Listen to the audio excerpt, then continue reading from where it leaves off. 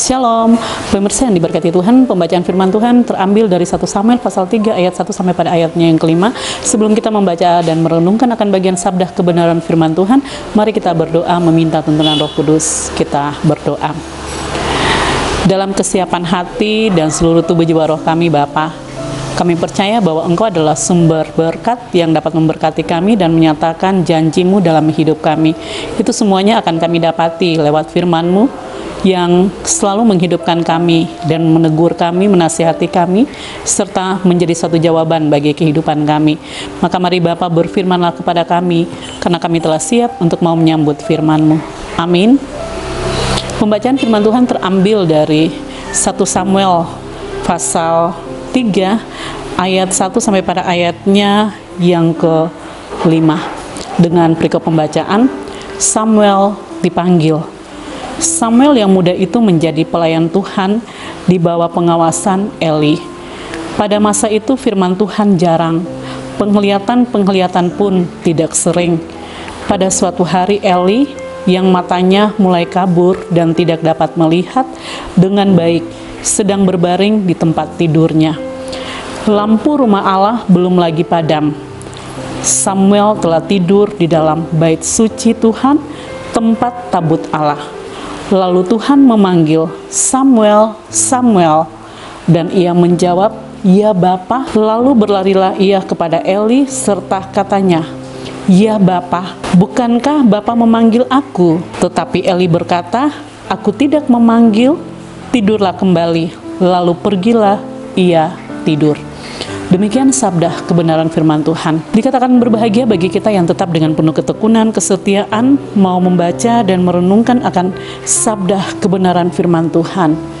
Pemirsa yang diberkati Tuhan, dari pembacaan firman Tuhan diberikan tema untuk kita dalam satu perenungan, kesetiaan dipanggil untuk melayani. Hidup di dalam satu pelayanan bukan hanya dipandang atau dikhususkan pelayan itu pada setiap orang-orang yang sedang bekerja di warung-warung makan atau sebagai pelayan rumah tangga, tetapi pelayan yang dimaksud untuk ada di dalam pemanggilan Allah untuk melayani bagi setiap mereka yang hidupnya selalu menyerahkan seluruh tubuh jiwa rohnya ini kepada Tuhan, yang mau Tuhan pakai, Tuhan bentuk ia menjadi bejana emas yang murni, sehingga kehidupan kesetiaan setiap orang yang selalu hanya mengandalkan Tuhan dan berharap dan menyatakan kasih sepenuhnya di hadapan Tuhan, maka disitulah terlihat bahwa ia akan dipakai Tuhan. Gitu dahsyat dan heran.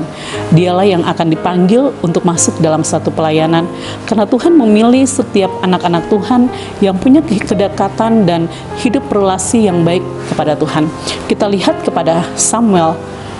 Samuel adalah sosok seseorang yang hidup taat dan setia di hadapan Tuhan dan selalu mau melakukan akan perintah-perintah Tuhan.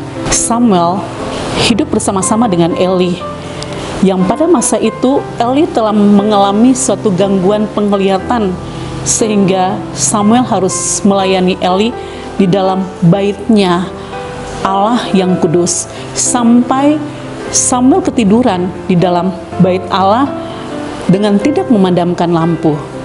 Itu berarti terlihat atas kesetiaannya, kesabarannya, bahkan seluruh kehidupannya ini ia serahkan untuk mau melayani kepada Eli maupun khususnya kepada Tuhan dengan mau memberikan yang terbaik tanpa ia merasa capek, dan juga dengan tanpa ada persungutan-persungutan. Ia bekerja dengan kesetiaannya.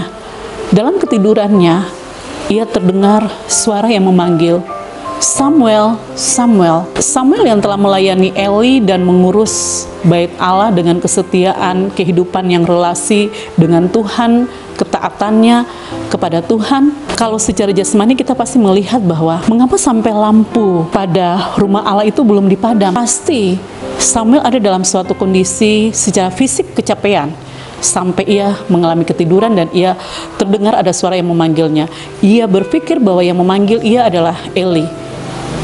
Mengapa Tuhan harus memanggil Samuel? Karena Tuhan tahu kesetiaannya dan Tuhan ingin Samuel harus tampil kepada bangsa Israel untuk menyatakan isi hatinya, hati suara Tuhan kepada bangsa Israel, supaya mereka itu dapat mengenal tentang kebenaran kehidupan yang akan mereka jalani untuk memuji dan mengagungkan akan kebesaran nama Tuhan, serta mau melakukan akan setiap perintah Tuhan. Pemirsa yang diberkati Tuhan, kehidupan Samuel yang tampil kepada bangsa Israel ini, mereka juga menginginkan sosok seseorang yang benar-benar hidup yang takut kepada Tuhan.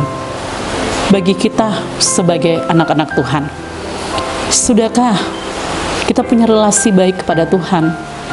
Apakah kita hanya cuma melayani Tuhan dengan asal-asalan karena kita berpikir bahwa melayani Tuhan itu kita akan mendapati upah, kita akan dibayar, dan lain sebagainya, hidup kita itu akan menjadi yang wow, maka hanya cuma asal-asalan saja. Tuhan tahu, Tuhan kenal setiap hati dan kehidupan kita. Bukan orang yang berseru-seru lalu dia akan masuk dalam kerajaan sorga. Tetapi bagi siapa yang mau melakukan kehendak Bapa, berarti dia itulah yang akan hidup di dalam kerajaan sorga. Sorga bukan berbicara kelak, tetapi sorga yang ada dalam bumi ini, yang akan memberikan kita merasakan damai sejahtera, sukacita, bahkan hidup yang selalu dipimpin oleh Roh Tuhan yang membawa dan mengantar hidup kita ini, hidup yang selalu mau memberikan yang terbaik juga di hadapan Tuhan. Maka jadilah anak-anak Tuhan yang selalu setia, taat dalam membaca dan merenungkan firman Tuhan, dan selalu melakukan akan perintah-perintah Tuhan, dan dipimpin oleh Roh Kudus untuk kita menjadi pelaku-pelaku firman yang setia, bahkan juga kehidupan kita yang masuk di dalam ladang Tuhan. Karena bekerja di ladang Tuhan bukan hanya kita ada di dalam pelayanan gereja, di mimbar, tetapi di mana saja kita berada, kita dipanggil untuk diutus untuk bekerja di ladangnya. Tuhan memberkati kita. Amin. Mari kita satu dalam doa, kita berdoa. Bapa, terima kasih Allah yang telah menyatakan isi hatimu. Berikanlah kami untuk tetap setia, punya relasi yang baik kepada Engkau Allah. Jangan kami menjadi anak-anak yang jauh daripadamu. Tuhan, tolong kami, singkapkanlah kebenaran demi kebenaran dalam kehidupan kami, supaya kami menjadi yang terbaik di hadapan Engkau Allah. Terima kasih Bapa, inilah doa kami. Amin. Shalom, Tuhan memberkati.